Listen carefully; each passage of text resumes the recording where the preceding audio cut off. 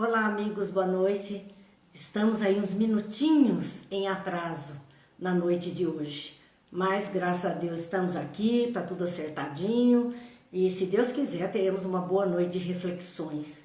Hoje, a nossa noite, terça-feira, dia 2 de fevereiro de 2021, se destina às nossas reflexões a respeito de o Livro dos Médiuns. O Livro dos Médiuns, um dos livros básicos para o estudo da doutrina espírita, especialmente para as experimentações mediúnicas.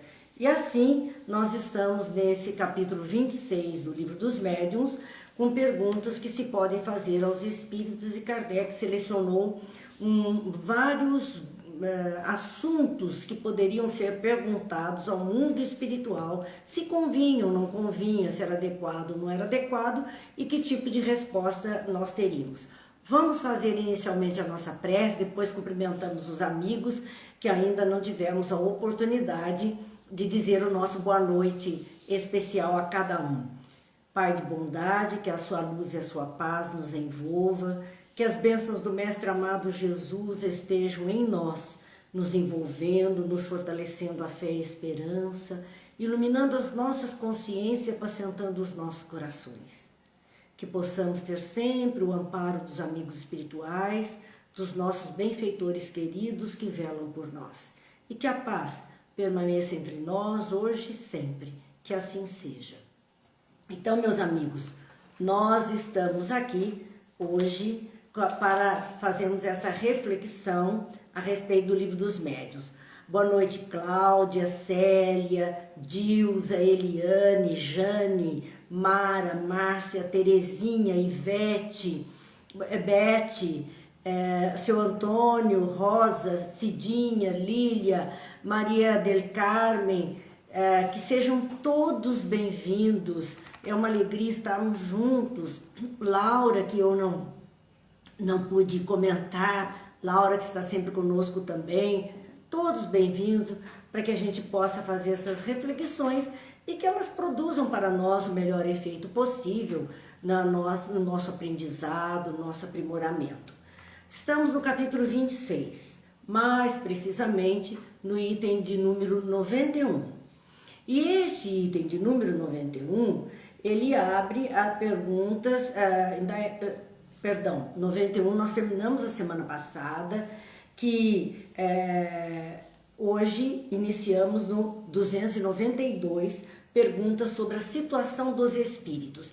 Já foi perguntado sobre o que eles poderiam nos ajudar ou não, já foi perguntado sobre a vida futura e a vida passada.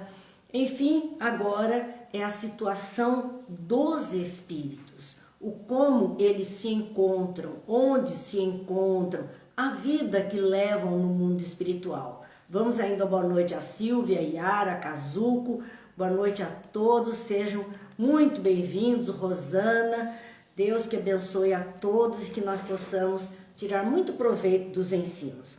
Então, nesse item 292, vamos para a pergunta de número 21. E nesta pergunta de número 21, Kardec questionou o mundo espiritual assim: podemos solicitar esclarecimentos aos espíritos sobre a sua situação no mundo espiritual? Então, está havendo uma comunicação. Nós podemos perguntar a esse comunicante, aquele que está usando a palavra naquele instante, para que ele diga como ele vive, qual é a sua situação, onde se encontra, questionar sobre a sua vida no mundo espiritual. E os espíritos respondem sim. E eles responderão de boa vontade quando o pedido é ditado pela simpatia e desejo de ser útil, e não curiosidade. Então, se eles perceberem em nós a simpatia, a fraternidade, a amizade, não é uma curiosidade inútil, mas é uma vontade de saber, de aprender, de perceber como é a vida espiritual, há uma sinceridade nesse questionamento, eles vão responder de boa vontade, narrar um pouco do que vivem e como vivem para nós. Boa noite, Adair, Cida, Terezinha, Lena, boa noite a todos. No item 22, então, continuando, Kardec perguntou: os espíritos podem explicar a natureza dos seus sofrimentos ou da sua felicidade? Porque no primeiro momento era a situação no mundo espiritual, onde viviam, como estavam, a sua localização, o seu contato. E no segundo momento ele está perguntando então sobre a natureza do seu sofrimento, da sua felicidade, se ele estivesse demonstrando tristeza, angústia, aflição, podemos perguntar qual é a causa disso? Ou se ele está alegre, feliz, podemos perguntar qual é a causa disso? Foi isso que Kardec então questionou. E os espíritos responderam perfeitamente. Essas revelações representam para vós um grande ensinamento. Por que um grande ensinamento? Porque se eles vão falar de uma situação de tristeza, de dor, de angústia, eles já sabem a causa que os conduziu àquela situação. Então eles dizem: olha, como eu errei muito numa época, no passado, etc., por conta disso é que eu então me encontro nesta situação. O outro poderia dizer: ah, mas porque eu consegui fazer isso da minha vida, é que eu então consigo agora estar tranquilo, calmo, estou num bom lugar entre amigos. Então, para mostrar a todos nós, e por isso eles contariam, a questão das penas e recompensas futuras, de que a vida que aqui levamos é a vida que levamos para o mundo espiritual. As nossas atitudes, o nosso envolvimento, os nossos sentimentos, então o nosso modo de ser na Terra, quando reencarnados, é o que vai dar a continuidade do existir lá na vida futura, após a nossa desencarnação.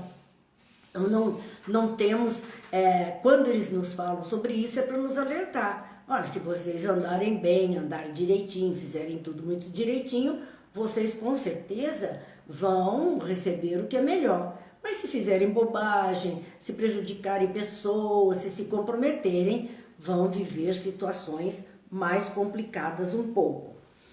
Por conta disso, eles continuavam na sua resposta. A respeito de eles narrarem para nós o seu estado de tristeza ou alegria, dor, sofrimento ou felicidade. Reavivam a fé e a confiança em Deus, destruindo falsas ideias sobre o assunto. Porque muitas ideias foram passadas para nós como condenações, como essa justiça divina de um Deus apontando o dedo e colocando na balança todos os nossos pesos, as nossas medidas, e quando o que existe em verdade é uma lei de causa e consequência. E essa é uma lei natural, uma lei de Deus. Então, reaviva a nossa fé e confiança em Deus. Sabemos que não vamos passar por aquilo que não fizemos por merecer, que não vamos colher aquilo que não semeamos. Só colhemos o que semeamos e só vamos receber o que merecemos receber, o que está de acordo com a nossa necessidade, nosso aprimoramento e que nós fizemos jus a adquirir então. Os espíritos bons se sentem felizes em relatar a felicidade dos eleitos. Então o prazer de contar a alegria que vivem, o ambiente que vivem, o que fazem, como enchem o seu dia, a sua vida, a sua alma de alegria. Eles se sentem felizes em poder contar porque eu procedi desta forma, olha que agora eu estou aqui vivendo mais tranquilamente. Os maus, os espíritos maus, podem ser constrangidos a descrever seus sofrimentos. Constrangidos pela espiritualidade amiga, que foi quem os trouxe até nós e que fez com que eles então pudessem se comunicar. Eles estão constrangidos, eles estão obedecendo a uma ordem de narrar a sua dor, a condição em que vivem de tristeza, de sofrimento. Com que finalidade? Primeira, que nós vimos, de nos alertar quanto a essa lei de causa e efeito, de causa e consequência que nós mesmos que promovemos para o nosso existir. Então é lição para nós. E no segundo plano, para eles mesmos, porque ao relembrarem as condições dos enganos que cometeram, dos males que procederam e que resultaram neste sofrimento, é uma oportunidade de repensar o fato, reviver o fato e se arrepender. Então não é benefício só para quem está ouvindo aquela narrativa. Não, é benefício para aquela criatura que está falando dos seus enganos, das suas dores, das suas aflições. E por conta disso, ele pode se arrepender dos maus atos praticados. E aí ele vai sair então melhor do que quando veio, porque agora terá um caminho novo para seguir. Às vezes é um alívio para o infeliz, dizem os espíritos, porque ele se lamenta ali esperando compaixão das criaturas que estão ali, que tenham piedade dele. Então, às vezes é um alívio, as pessoas se compadecem, as pessoas fazem um agrado, dão uma atenção, então eles se sentem valorizados, se sentem lembrados, se sentem queridos.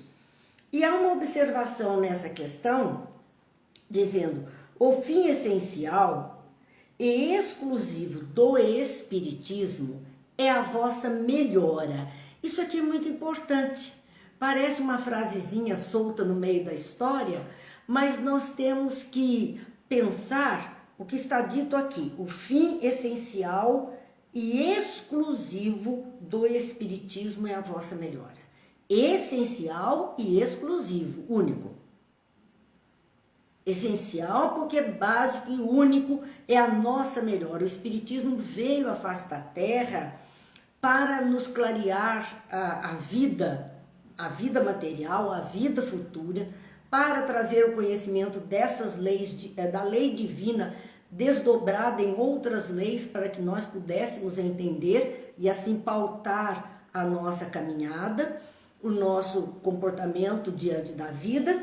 E isto é um trabalho mediúnico, que muitas vezes a gente ouve as pessoas dizerem que precisam participar de um trabalho mediúnico para ajudar o mundo espiritual. Não é 100% verdade. Nós acabamos de ler aqui os espíritos dizendo a Kardec, registrado aqui, de que as comunicações de narrativas da sua vida, do estado de felicidade ou infelicidade que eles veem em lágrimas ou em sorrisos, em bênçãos ou em maldições, em precações, tudo isso acontece dando um testemunho da imortalidade para nós, para nos fazer acordar para essa lei de causa e efeito, nos fazer entender que esse nosso comportamento aqui vai resultar a nossa vida futura.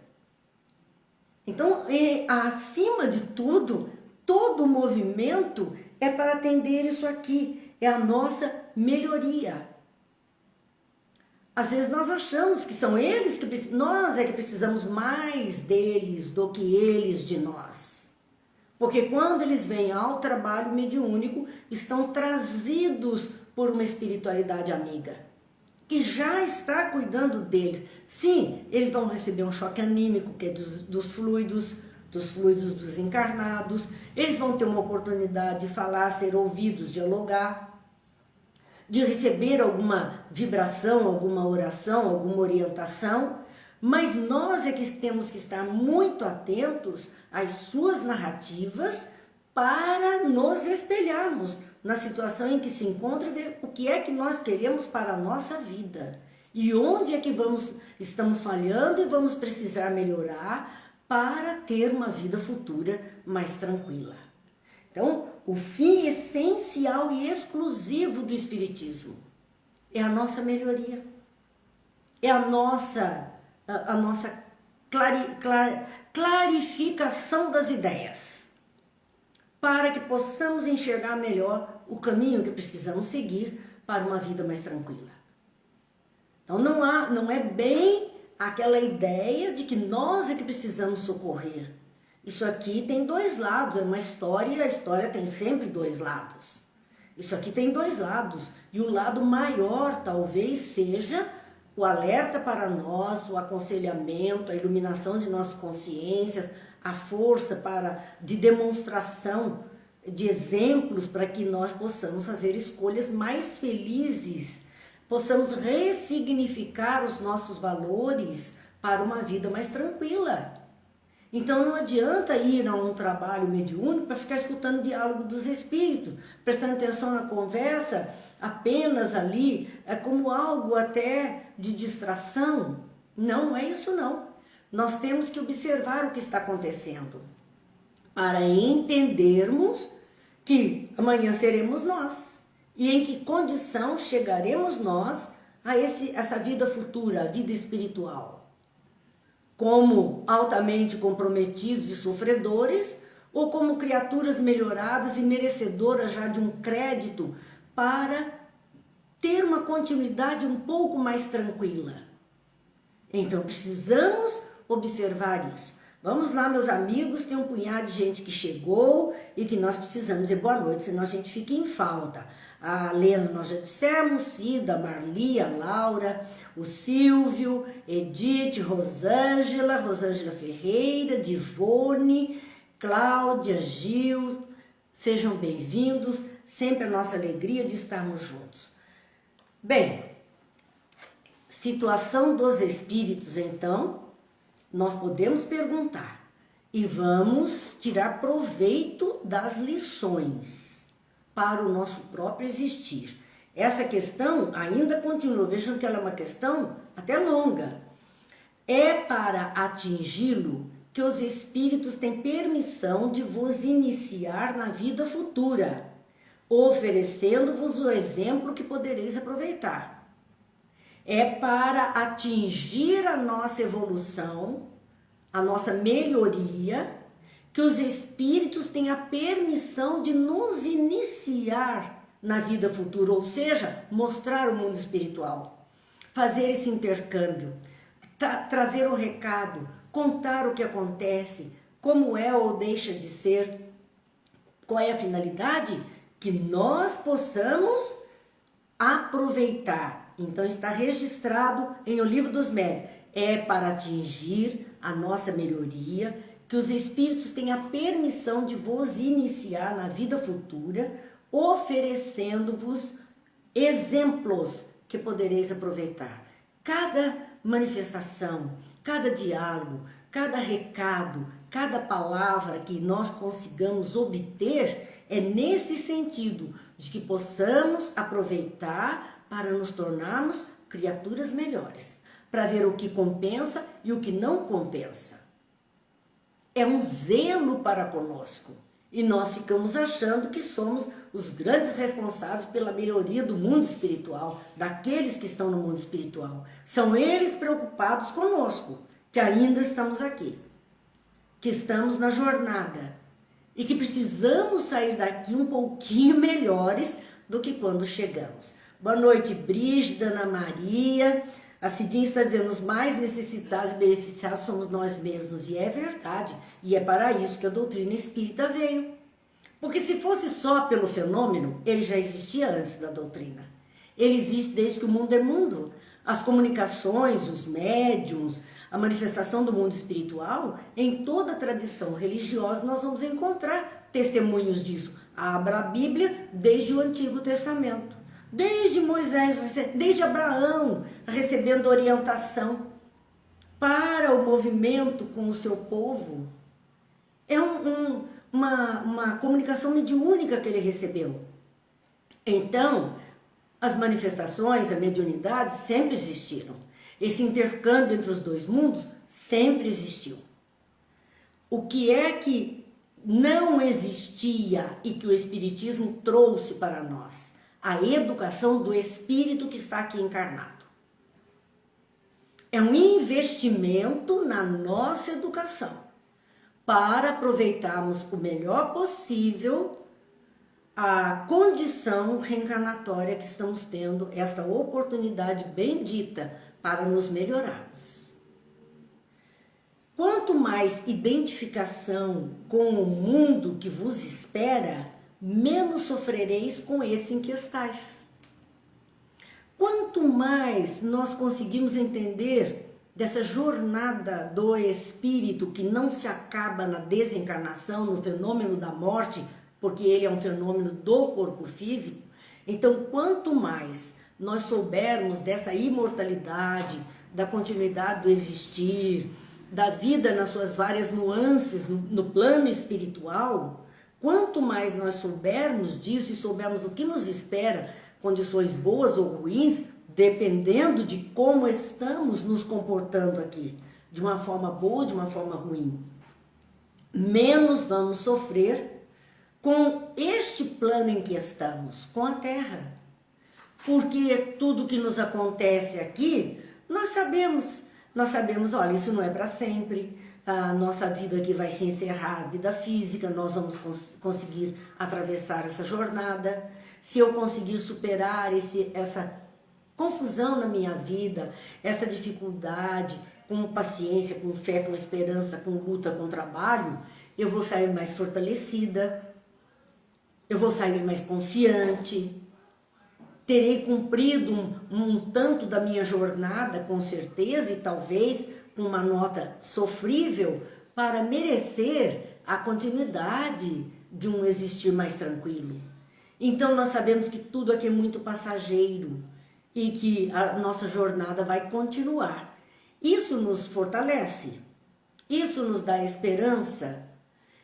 Vemos situações complicadas, situações difíceis, situações ruins, mas nós sabemos que isso não é o fim, que não é o fim do nosso processo de educação, não é o fim destinado à humanidade, aos filhos de Deus que estão aqui compondo a humanidade. Temos os filhos mais levados da breca, né? Nós temos, Deus também tem. Alguns bem levados da breca na face da terra. E outros que já estão bonzinhos, maduros, conscientes, fazendo escolhas mais acertadas para o seu existir. Então, dando menos trabalho para o Pai. Mas estamos aqui todos nós. E encerra essa questão 22 dizendo: esse é, em suma, o objetivo atual da revelação. A revelação da vida espiritual. A revelação da vida no mundo espiritual. A revelação das consequências dos nossos atos na Terra para a nossa vida futura.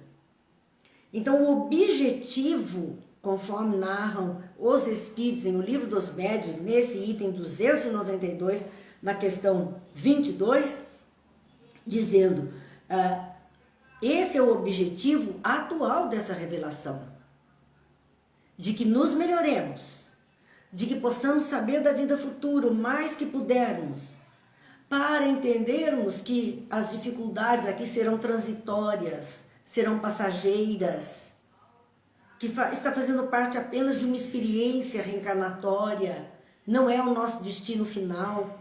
Por conta disso, é que os Espíritos vieram dar o seu testemunho, vieram contar como acontece, vieram contar aquilo que estão passando.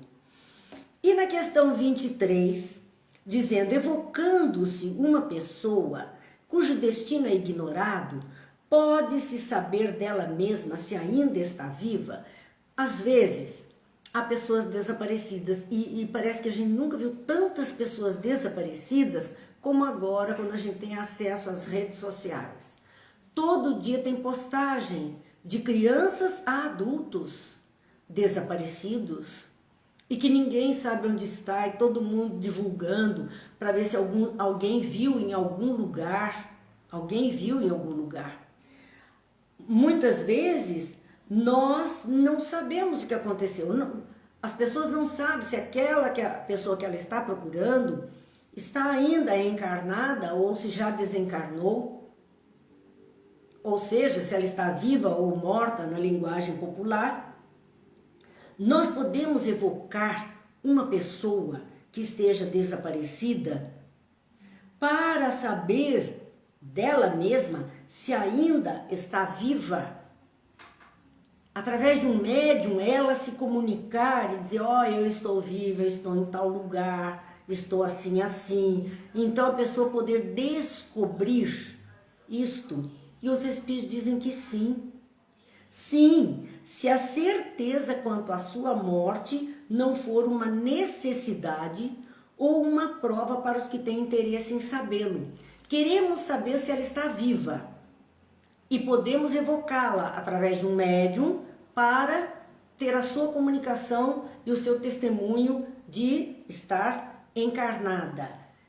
Mas isso só é possível acontecer se aqueles que estão perguntando por ela não têm necessidade de passar pela experiência da morte do ente querido. Se não é uma prova para essas pessoas, uma necessidade ou uma prova. Porque às vezes as pessoas só valorizam as outras quando pensam que ela sofreu alguma coisa e ela se desligou da vida material.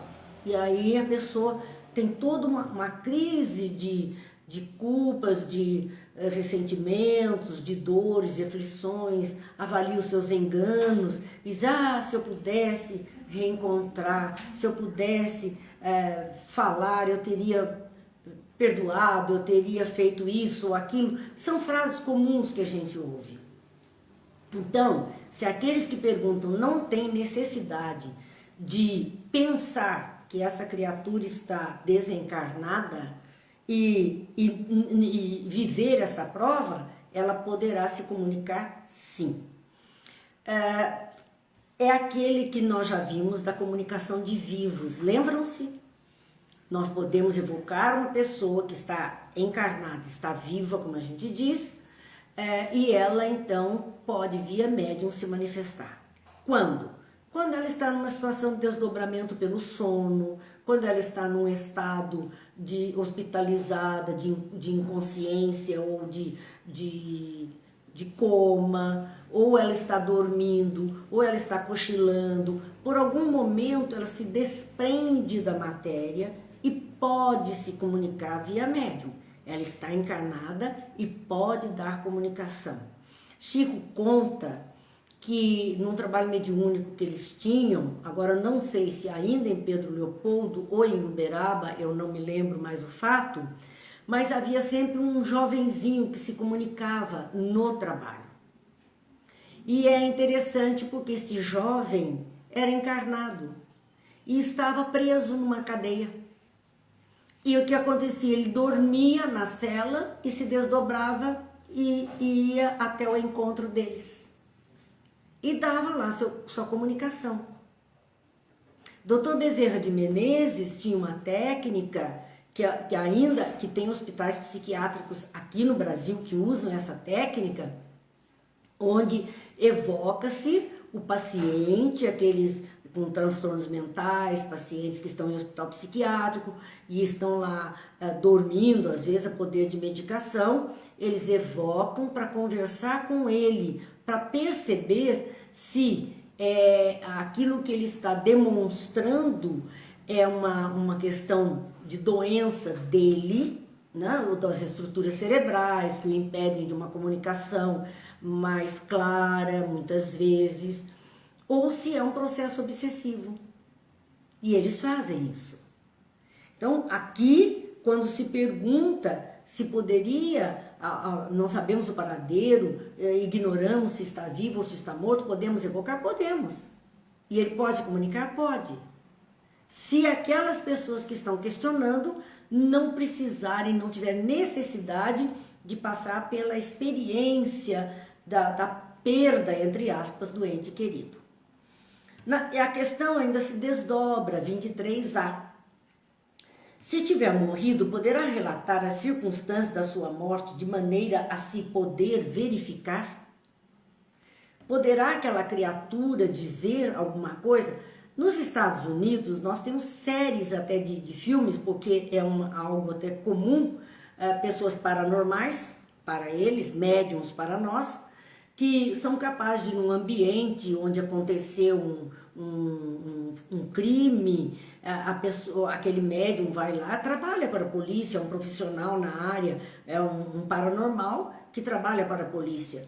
E essa pessoa vai lá e ela percebe aquele ambiente, detecta aquele que foi ali assassinado, ou que sofreu alguma coisa, e o próprio espírito relata, aquele paranormal consegue identificar os fatos que aconteceram, e por ali eles vão então em busca do assassino, do criminoso, da pessoa que fez os maus tratos.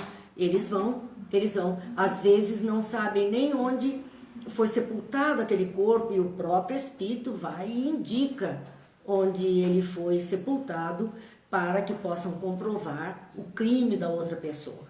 Então aqui foi o que Kardec perguntou: se ele está morto, ele poderá contar as circunstâncias da sua morte de maneira a se poder verificar? Foi assim, assim, assim o fato. Então vamos ver se tem comprovação. E os espíritos respondem: se der alguma importância a isso, poderá fazê-lo. Se não, pouco se incomodará.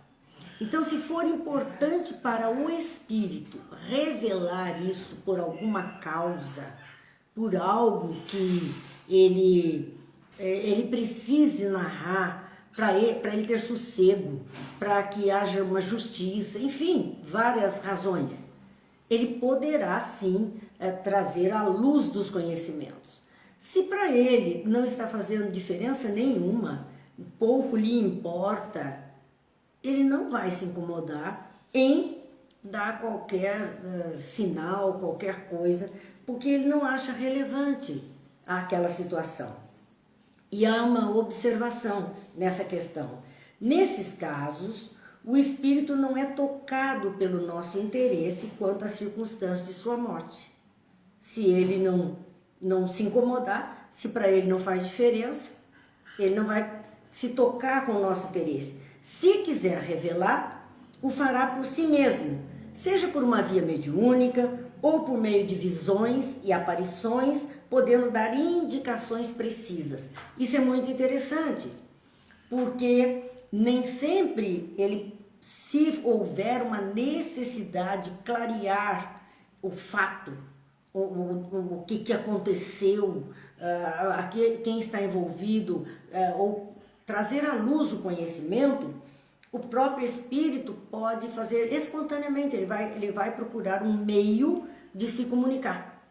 Não necessariamente só via médium, mas ele pode fazer isso por meio de visões e aparições. Ele pode até aparecer e indicar, mostrar um caminho, mostrar uma situação, podendo dar indicações mais precisas sobre o seu destino, sobre aquilo que ele estava vivendo. Então ele vai mostrar isso. A Cláudia está lembrando o filme Ghost, que aquele rapaz é assassinado, né, logo no começo do filme, e depois ele quer proteger a sua namorada daquele assassino, daquele homem mau.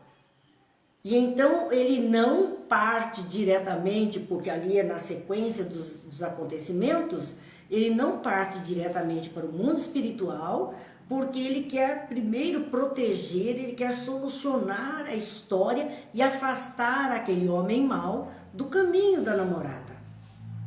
E o filme é exatamente isso, ele lutando, e ele fazia de tudo. Ele fez moeda se mexer, ele fez objetos, ele fez o gato pular, até ele conseguir a médium através da qual ele podia conversar com ela. Até ele conseguir, mas ele apareceu em sonho, ele se aproximou, ela teve sensações, para fazer então com que ela despertasse para essa vida além da vida. Muito além.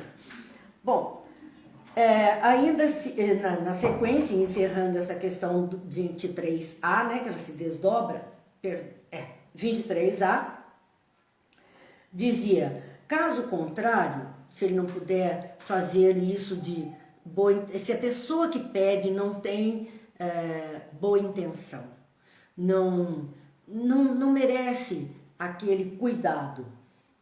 Um mistificador, se for só curiosidade, interesse, brincadeira ou alguma ideia mais ruim, um mistificador pode tomar o seu lugar e divertir-se indicando pesquisas inúteis. Especialmente, né, quando há desejo de herança. Então, um espírito brincalhão, enganador, poderá se fazer passar por aquele que é o verdadeiro, levando a pesquisa que não vai dar em nada, que não vai resultar em nada. Porque a intenção das pessoas não é verdadeiramente uma intenção amorosa para com ele, de cuidado, de zelo. Vamos lá, que é Beth, que diz que a internet dela estava muito ruim. Vai ver que é a chuva, Beth, porque foi muita chuva hoje à tarde, né? Rosa, boa noite. Vamos ver Júlio, Gil. E nós estamos na sequência, que o Gil dizendo, se ele precisar se desprender daqui, for autorizado. Claro, claro, tudo está na necessidade e no merecimento. São dois fatores muito importantes, a necessidade e o merecimento de cada um, encarnado e desencarnado, que estão envolvidos no mesmo fato. Vamos para a questão 293, que são as perguntas sobre saúde, perguntas que podemos fazer sobre saúde, que essas que nós vimos agora eram aquelas pertinentes à vida no mundo espiritual, aquilo que os espíritos sentiam, passavam, etc. Agora, as nossas perguntas são sobre saúde, e a pergunta de número 24, que Kardec faz ao mundo espiritual. Os espíritos podem aconselhar sobre saúde? Dar receita, ensinar alguma medicação, orientar sobre isso ou aquilo?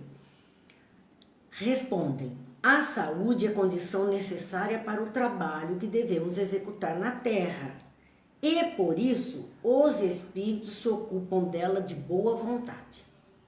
Então a pergunta que Kardec fez, eles podem aconselhar sobre saúde?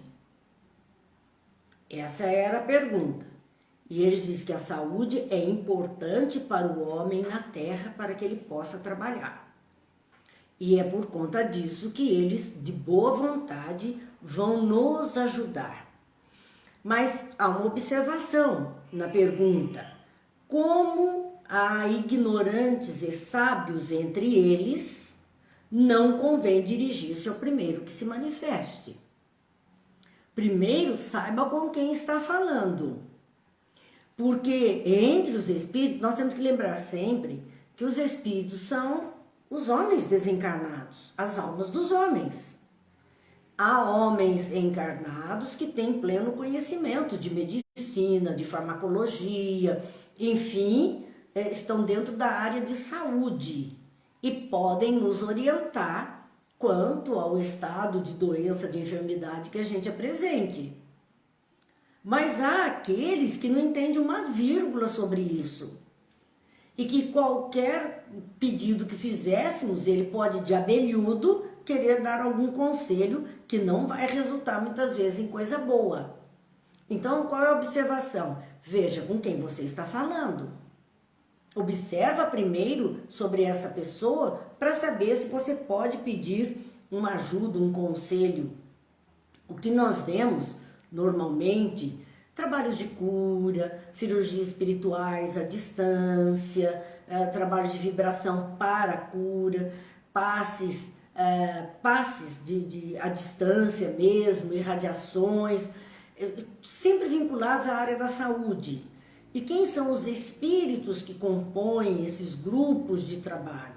São espíritos que exerceram medicina na Terra, enfermagem, medicina, farmacêuticos, que estão ali, que sabem disso. E outros vinculados às ciências de magnetismo, de energia, de eletricidade, que podem também ajudar. Pensemos nesse grupo como um grupo que trabalha numa sala de um centro cirúrgico. Nós vamos ter o médico, nós vamos ter enfermagem, nós vamos ter instrumentador, nós vamos ter um técnico de eletrônica, por causa dos aparelhos usados, nós vamos ter de tudo ali para poder ajudar. Então, quando vamos a esses trabalhos, vamos solicitar ajuda para a saúde, nesse momento, todos eles entram em ação. Agora, adianta nós pedirmos ajuda para alguém que que não faz parte de uma equipe de saúde, de atendimento de saúde? Adianta nós pedir ajuda para alguém que está vinculado à pintura, ou alguém que está vinculado, embora a pintura possa dizer, mas existem as cores e elas têm vibração, e aí a cromoterapia, são coisas assim. Mas vamos ver quem, qual é a capacidade que essa pessoa tem para poder nos ajudar neste caminho. Para não termos qualquer coisa que desabone o trabalho realizado. No item 25, Kardec questionou, dirigindo-nos ao espírito de uma celebridade médica. Bom, então não vamos pedir ao leigo. Pode pedir ajuda? Pode. Eles vão nos ajudar? Vão. Porque simplesmente a gente vai poder melhorar a condição de vida. A Cidinha está dizendo assim, o xarope e a pomada, esqueci o nome agora. É o xarope Vovô Pedro e a pomada Vovó Meca, que nós usamos muito, né? E o xarope e a pomada foram receitas passadas, segundo relatos, de que Dr. Bezerra ditou essa receita e a partir daí as pessoas foram então fazendo a composição, manipulando os elementos para fazer essa medicação, que é distribuída gratuitamente em muitas casas espíritas no Brasil e nós sabemos dos efeitos fantásticos que tem, que ajuda muita gente. Mas poderia uma pessoa que não entendesse nada, porque se nós vamos olhar o xarope, por exemplo, nós sabemos assim, vai guaco, vai hortelã, vai mel, vai xarope de calda de açúcar cristal, tem um componente que é para não deixar estragar o xarope. Então, há vários, guaco que está ali no meio, agrião, são vários elementos na formulação desse xarope. Vários. Agora, uma pessoa que nem conhece essas plantas, que nem sabe o princípio ativo delas, não sabe para que é que elas servem, essa pessoa não tem a menor noção. Se perguntarem para ela, como é que eu faço um xarope para tosse, ela não sabe. Ela não sabe, ela não tem a menor ideia quais são os elementos que compõem aquela formulação. E nem em quantidade, dosagem, não sabe. Então nós temos que perguntar para as pessoas certas, e é por isso que Kardec entra com essa pergunta, dirigindo-nos ao espírito de uma celebridade médica. Já que não é para perguntar para qualquer um, vamos lá, como eu digo, de Dr. Bezerra de Menezes para cima. Vamos pedir uma celebridade médica. Esse, aquele, são vários médicos que estão desencarnados, que a gente conhece e que foram celebridades aqui para nós taubatianos. Poderíamos pedir para o Dr. Sembranelli, uma celebridade médica que acudiu muita gente aqui em Taubaté. Um homem do bem que ajudou muito, que era um coração de ouro e uma capacidade muito grande. Podemos pedir a ele que nos ajude numa dificuldade, né? Se ainda ele estiver no mundo espiritual, porque às vezes, mas mesmo aqui encarnado, ele poderia em desdobramento nos socorrer. Então, dirigindo a uma celebridade médica, seria mais certo obtermos um bom conselho? Então agora eu não vou pedir para o leigo, eu vou pedir para uma celebridade médica. Isso é mais correto para que eu tenha esse conselho para a saúde, essa orientação para a questão de saúde? Celebridades médicas não são infalíveis. Olha só, celebridades médicas não são infalíveis e nós sabemos disso. Erros médicos existem, médicos que falharam de alguma forma num determinado protocolo de atendimento a uma doença, não são infalíveis. Todos nós temos a possibilidade de falir num ou no outro trabalho. Então, eles não são infalíveis. E muitas vezes tem opiniões sistemáticas que nem sempre são justas. Ele tem um protocolo de atendimento a uma doença e é aquele, ele não abre mão, ele entende que aquele é o melhor e único e não aceita qualquer mudança, não aceita qualquer novidade, não recorre ao meio científico, não se atualiza. Então ele é sistemático.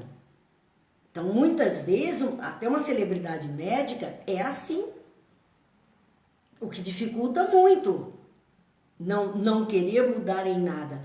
Então muitas vezes tem opiniões sistemáticas que nem sempre são justas, porque ele precisaria mudar alguma coisa e ele não quer mudar, ele quer continuar do mesmo jeito de sempre, e das quais a morte não os livra de repente.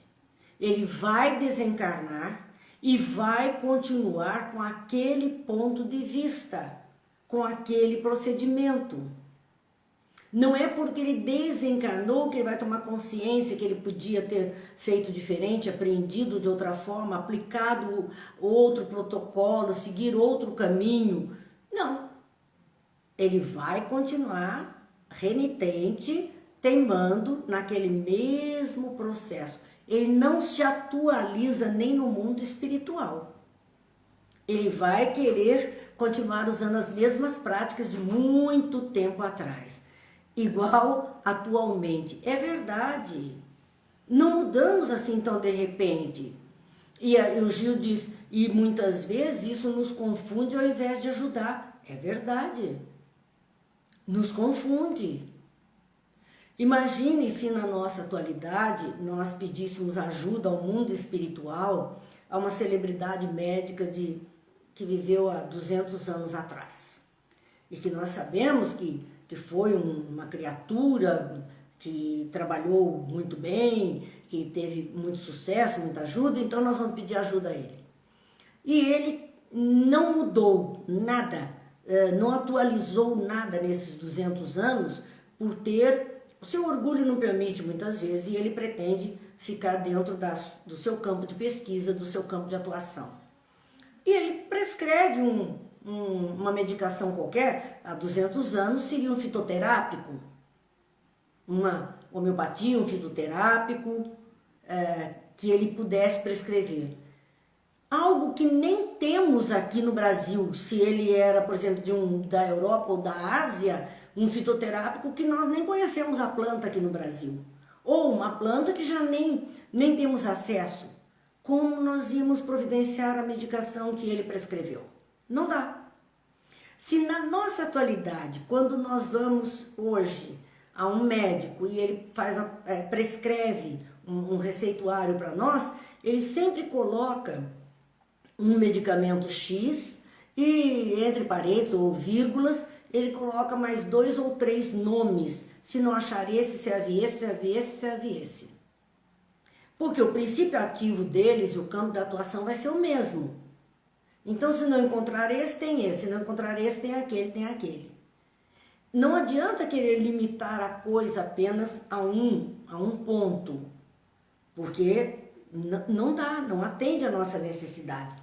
Então, ele diz aqui a respeito disso, que as celebridades médicas não são infalíveis. Não são. E muitas vezes tem opiniões sistemáticas que nem sempre são justas e das quais ele não se livra de repente só porque desencarnou. A ciência terrena é bem pouco perto da ciência celeste, que é praticada somente pelos espíritos superiores. Uma celebridade médica é um homem de inteligência, de pesquisa, de trabalho, mas não significa que ele é um espírito superior. Aqui a superioridade é moral. Às vezes ele é tudo de bom no campo material, no campo moral altamente comprometido. O conhecimento das ciências está com esses espíritos superiores. De uma ciência que talvez a gente, porque a nossa ciência terrena é pouca coisa perto da ciência celeste, de tudo que é possível. Então, quantas coisas nós vemos o doutor Paulo Frutuoso, lá do lar de Frei Luís, no Rio de Janeiro, que dirige o trabalho de cirurgias. Ele é médico, né, oncologista no Rio, mas ele participa, como outros tantos, lá do lar de Frei Luís.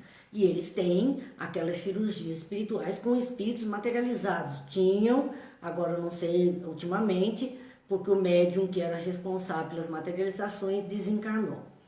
Mas as narrativas dele, os relatos nos livros que ele escreveu, das técnicas de cirurgia, de construção de válvulas para o coração, de peças para o refazimento da máquina orgânica, máquina física, é uma coisa fantástica. E é uma ciência que os homens aqui ainda não conseguem fazer. Não tem acesso, não tem domínio.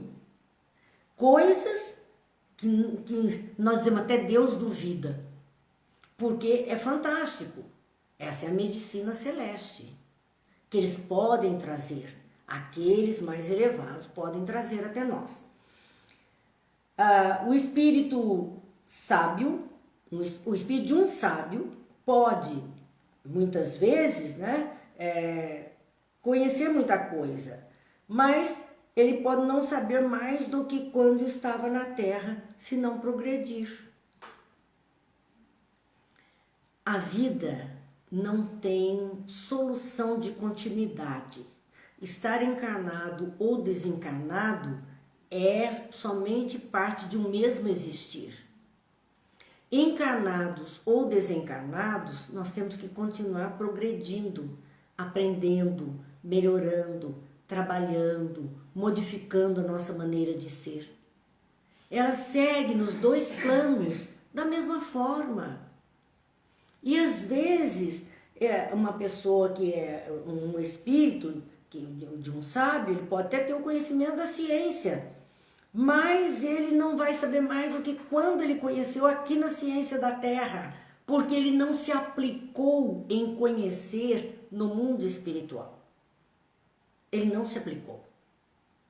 Vamos a um exemplo para a gente ver uma cena do filme Nosso Lar, quando André Luiz quer mandar um recado para a família. Ele é autorizado a mandar um recado para a família. Então ele quer escrever, né, uma psicografia. E ele vai a um salão onde as pessoas podem escrever, como uma biblioteca, e dali ela vai despachar o recado dela para a Terra. E ali é mostrado o seguinte: tem a caneta tinteiro de pena, tem uma máquina de datilografia, tem uma caneta diferente, que não é a tinteiro de pena, mas é a caneta tinteiro como Parker que a gente tinha. Tem a possibilidade de escrever na máquina de datilografia, num computador. E tem até uns disquetes no filme que parece uma plaquinha de cristal, que é colocada para salvar a mensagem. E o que aquele orientador diz, André Luiz? Bem, você vai mandar um recado para sua família. Pode escolher de que forma você vai fazer isso. Todos esses elementos aqui possibilitam isso. Escolha aquele que você se sente mais confortável para mandar. E André Luiz olha assustado para computador, olha assustado para máquina de escrever, coisa assim. O que ele prefere? A caneta de pena. Ele se senta numa mesa que tem o tinteiro e a caneta de pena e ali ele vai escrever. Vai fazer seu manuscrito para a família. Ele não foi capaz de digitar, nem datilografar. Não tinha essa prática. O que não quer dizer que depois ele não adquiriu, porque André Luiz era bastante esforçado. Mas o primeiro contato, aquele primeiro movimento dele, ele seguiu exatamente o que ele sabia fazer. Mas não é porque nós sabemos de um jeito, aparecendo outras oportunidades, a gente não abraça essas outras oportunidades. A gente não procure aprender a fazer diferente. Nós precisamos seguir, precisamos aprender a fazer diferente todas as coisas. Imagina o que seria de nós, nesse quase um ano que estamos sem poder nos encontrar fisicamente na casa espírita, se nós não aprendêssemos, a duras penas, claro, e com muitas limitações, a usar desses nossos aparelhos, celulares, notebooks, para que a gente possa acessar uma rede de internet e fazer isso que estamos fazendo. Não teríamos nosso estudo, não faríamos isto, se não nos aplicássemos um pouquinho em aprender. E tudo é novidade. As crianças nascem quase que hoje já sabendo mexer em tudo isso, mas nós, os mais já vividos, os mais experimentados, estamos aprendendo todo dia uma novidade, todo dia uma forma de fazer diferente, e precisamos de ajuda. Precisamos que alguém que já saiba nos diga como, mas precisamos ir atrás, porque o outro não vai adivinhar que a gente não sabe. Então, vamos e pedimos a ajuda, e aí nós podemos sim ser ajudados e fazer da melhor forma possível. É isso que ele está dizendo. Um espírito sábio, ele tem conhecimento, mas se ele não se aplicar, ele não vai saber mais do que ele sabia quando estava encarnado. E se ele estava encarnado há 200 anos atrás, o conhecimento dele parou lá. Então, acessá-lo agora para que ele nos ajude em algo que ele não sabe nem como fazer, não adianta. Este é o nosso cuidado. Bem, meus amigos, nós vamos ter que parar por aqui. Nossa hora voou.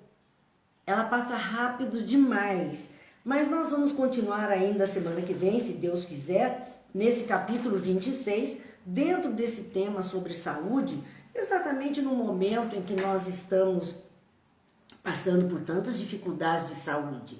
O povo passando dificuldade. O que nós temos que entender é que a espiritualidade não está brincando e nem está dormindo. Ela está ajudando. Nós vamos ver umas perguntas mais para frente no livro dos médiuns, o quanto eles estão ajudando os homens de ciência a descobrirem os caminhos da cura, da ajuda, da melhoria. E nós estamos aqui, sobrevivendo a esses percalços do caminho, numa experiência que, sim, é da nossa necessidade, é da nossa prova e do nosso merecimento. Estamos aqui ainda agindo e sendo protegidos, amparados de todas as formas para superarmos a dificuldade que é momentânea. Momentânea. Porque esse não é o destino da humanidade. O destino da humanidade é a paz, é a felicidade e a alegria, a saúde, o bem-estar para todos. Então, que Jesus nos abençoe muito para que consigamos ter confiança, tranquilidade e podermos então fazer algo diferente por nós mesmos. E aí temos uma página onde pegamos este livro, né, Sementes de Felicidade, e a página nos diz assim: a fé comove o interior do espírito, toca fundo, transforma, edifica e esclarece. A luz divina e o amor puro, captados pela fé, removem as impurezas da alma e nela injetam claridades e valores novos. Mesmo com esforço, busque as vibrações espirituais e conscientize-se da santificada energia que está instalada no âmago de você. Transforme-se pela vibração espiritual. Você nunca é o mesmo depois de um contato com Deus. Que Deus nos abençoe, Jesus nos ilumine, que a luz se faça nas nossas consciências, a paz em nossos corações, as bênçãos sobre os lares, as famílias, as criaturas, as bênçãos da saúde para aqueles que estão adoentados, aqueles que estão precisando desse socorro. Que os amigos espirituais da área da saúde possam visitar os hospitais, as UTIs, os lares, socorrendo as necessidades que este momento está exigindo de cada um. Que Deus ampare, ilumine e guarde, e amanhã, se Deus quiser, estaremos aqui com a nossa noite do Evangelho, com a obra Pão Nosso e a lição de número 81. Muita paz, boa noite, até amanhã.